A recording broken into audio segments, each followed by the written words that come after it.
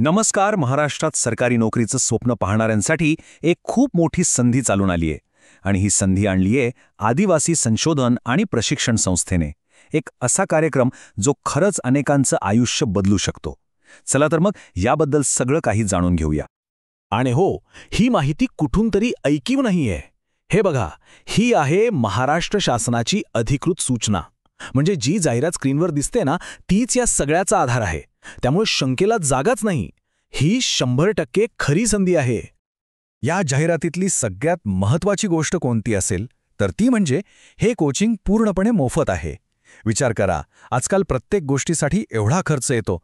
चांगल्या कोचिंगसाठी तर लाखो रुपये मोजावे लागतात. अशावेळी सरकारी नोकरीसाठी मोफत आणि तेही दर्जेदार प्रशिक्षण मिळणं म्हणजे खरंच खूप मोठी गोष्ट आहे. आणि जागा किती आहेत माहितीये? 1-2 नाही, तब्बल 400. हो, 400 जागा. म्हणजे 400 जणांना आपलं सरकारी अधिकारी बनण्याचं स्वप्न पूर्ण करण्याची संधी मिळणार आहे. केवढा मोठा आकडा आहे हा. बरं, पण ही संधी नक्की देतीये कोण? तर ही संस्था आहे आदिवासी संशोधन आणि प्रशिक्षण संस्था, जिला आपण शॉर्टमध्ये TRTI पुणे म्हणतो.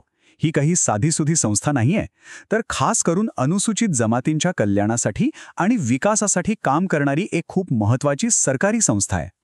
ओके, तर आता आपण या कार्यक्रमाच्या एकदम मूळ मुद्द्यावर येऊया. म्हणजे हे कोचिंग नक्की आहे तरी कशासाठी आणि यातून कोणत्या पदांसाठी तयारी करून घेतली जाणार आहे? तर हे बघा, हे कोचिंग काही साध्यासुध्या पदांसाठी नाहीये. यात थेट PSI म्हणजे पोलीस उपनिरीक्षक, STI म्हणजे राज्य कर निरीक्षक आणि ASO म्हणजे सहाय्यक कक्ष अधिकारी अशा क्लास 2 पदांचा समावेश आहे. ही ती पदं आहेत ज्याचं स्वप्न महाराष्ट्रातला प्रत्येक तरुणी बघत असतो. आणि ह्या सगळ्या परीक्षा कोण घेतं? तर महाराष्ट्र लोकसेवा आयोग म्हणजेच आपली MPSC. म्हणजे विचार करा, हे प्रशिक्षण तुम्हाला थेट MPSCच्या त्या कठीण परीक्षेला तोंड देण्यासाठी तयार करणार आहे. सोपी गोष्ट नाहीये ही. आता एक सगळ्यात महत्त्वाचा मुद्दा लक्षात घ्या. ही योजना खास करून महाराष्ट्रातल्या अनुसूचित जमाती म्हणजेच ST प्रवर्गातल्या उमेदवारांसाठी आहे. हा या कार्यक्रमाचा मुख्य हेतू आहे. समाजातील या घटकाला पुढे आणणं, त्यांना विकासाच्या प्रवाहात सामील करून घेणं. ओके, जागा 400 आहेत हे तर कळालं, पण ह्या 400 जणांची निवड कशी होणार? ही प्रोसेस समजून घेणं खूप गरजेचं आहे. चला बघूया सिलेक्शन कसं होतं. तर बघा, इथे सिलेक्शन थेट मुलाखतीतून किंवा अर्जावरून होणार नाहीये. यासाठी एक कॉमन एंट्रन्स टेस्ट म्हणजे CET घेतली जाईल. सगळ्यांनाही परीक्षा द्यावी लागेल आणि याच परीक्षेतून खरी गुणवत्ता आणि क्षमता तपासली जाणार आहे. आणि जाहिरातीत अगदी स्पष्ट लिहिलंय की अंतिम निवड फक्त आणि फक्त CETमध्ये मिळालेल्या मार्कांच्या आधारावरच होईल. म्हणजे इथे कोणतीही ओळख किंवा वशिलेबाजी चालणार नाही. ज्याची गुणवत्ता, ज्याची मेहनत, त्यालाच ही संधी मिळणार. एकदम पारदर्शक प्रक्रिया आहे. चला आता सगळ्यात प्रॅक्टिकल भागाकडे येऊयात. ज्यांना खरंच या संधीचा फायदा घ्यायचा आहे त्यांच्यासाठी अर्ज कसा करायचा आणि कोणत्या तारखा अजिबात विसरायच्या नाहीत. अर्ज करण्याची प्रोसेस अगदी सोपी ठेवली आहे. बघा, फक्त 3 स्टेप्स आहेत. सगळ्यात आधी TRTIच्या अधिकृत वेबसाईटवर जायचं, trti.maharashtra.gov.in. तिथे गेल्यावर या कोचिंग प्रोग्रामची जाहिरात शोधायची आणि तिसरं म्हणजे तिथेच ऑनलाईन अर्ज भरून टाकायचा. झालं. अगदी सोपं आहे, नाही का? आता तारखा या खूप महत्त्वाच्या आहेत. नीट लक्ष द्या. अर्ज सुरू होत आहेत 21 सप्टेंबर 2025ला आणि शेवटची तारीख आहे 13 ऑक्टोबर 2025.